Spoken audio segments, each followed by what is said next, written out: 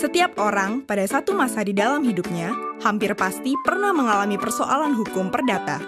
Mulai dari hutang yang tidak dibayar, barang yang tidak sesuai dengan pesanan, rusaknya barang oleh seseorang, dan lain sebagainya. Terkadang, dalam beberapa kasus, kita tidak mendapatkan penyelesaian yang memuaskan. Misalkan, dalam hal barang yang kita beli tidak sesuai pesanan.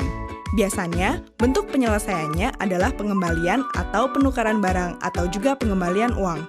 Padahal, dalam beberapa kasus, kita sangat membutuhkan barang itu untuk satu pekerjaan lain, sehingga menimbulkan kerugian yang besar dan tidak bisa ditutupi hanya dengan penukaran barang dan pengembalian uang.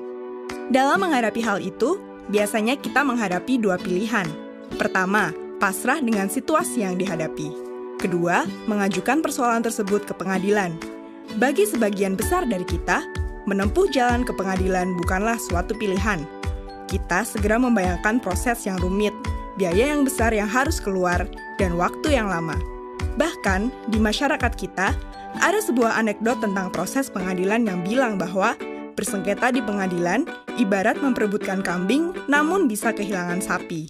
Sehingga, bagi sengketa dengan nilai yang tidak terlalu besar, kita cenderung bersikap pasrah dan menerima bentuk penyelesaian sekalipun penyelesaian itu tidak adil. Menyadari hal tersebut, Mahkamah Agung telah mengeluarkan alternatif penyelesaian sederhana yang dinamakan Tata Cara Penyelesaian Gugat Sederhana, atau sering disebut Acara Gugatan Sederhana. Acara gugatan sederhana dibentuk berdasarkan Peraturan Mahkamah Agung Nomor 2 Tahun 2015 tentang Tata Cara Penyelesaian Gugatan Sederhana. Pada intinya, peraturan ini memangkas prosedur acara perdata, membatasi waktu penyelesaian perkara perdata sampai 25 hari, dan melakukan proses secara sederhana. Namun demikian, acara gugatan sederhana tersebut hanya diperuntukkan bagi perkara-perkara perdata yang memenuhi beberapa persyaratan, yaitu 1. Nilai tuntutan yang diminta tidak lebih dari 200 juta rupiah dan tuntutan bersifat material. Tuntutan yang bersifat imaterial tidak dapat diajukan karena pembuktiannya tidak sederhana, seperti kehilangan reputasi, perasaan tidak nyaman, atau kerugian emosional lainnya. 2. Sengketa bukan merupakan sengketa atas tanah atau sengketa lainnya yang telah memiliki pengadilan khusus, seperti sengketa tenaga kerja. 3.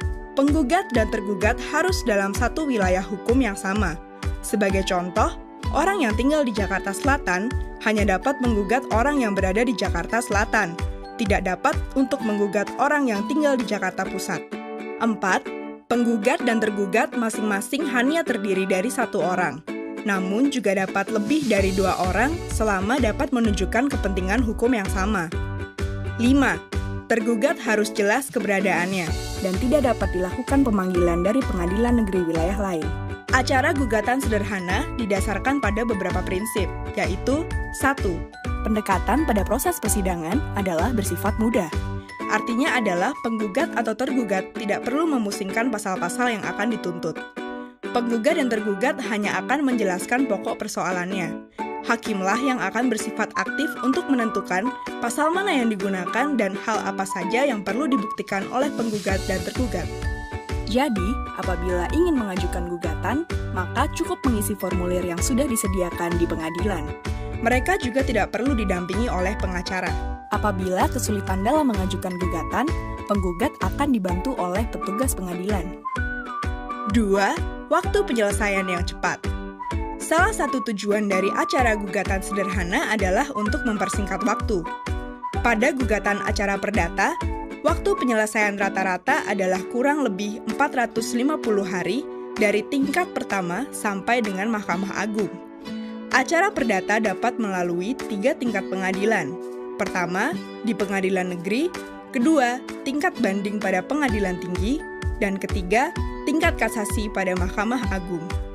Pada acara gugatan sederhana, penyelesaian perkara hanya melalui 2 tingkat pada level pengadilan negeri.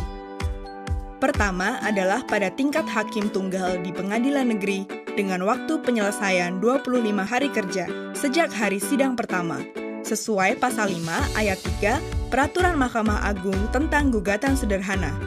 Pada tahapan ini, persidangan akan dilaksanakan oleh hakim tunggal yang memimpin dan memutuskan perkara. Kedua adalah tingkat keberatan oleh majelis hakim di pengadilan negeri. Apabila ada pihak yang tidak puas dengan putusan hakim tunggal, maka dapat mengajukan keberatan di pengadilan negeri yang sama. Adanya upaya keberatan tidak lain adalah untuk menjamin penerapan hukum untuk pencari keadilan, yang waktu penyelesaiannya adalah 7 hari kerja sejak majelis dibentuk. Sesuai pasal 27 Peraturan Mahkamah Agung tentang gugatan sederhana. Pada tahapan ini, perkara akan diperiksa ulang oleh majelis hakim, yang terdiri dari 3 orang hakim, tanpa memeriksa ataupun meminta keterangan tambahan dari para pihak. Tingkat keberatan pada pengadilan negeri adalah upaya hukum yang terakhir dan final. Para pihak tidak dapat mengajukan upaya hukum lainnya ke pengadilan tinggi ataupun ke Mahkamah Agung. Secara umum, keseluruhan proses dari pendaftaran hingga putusan dalam upaya keberatan akan berlangsung selama 58 sampai 60 hari kerja.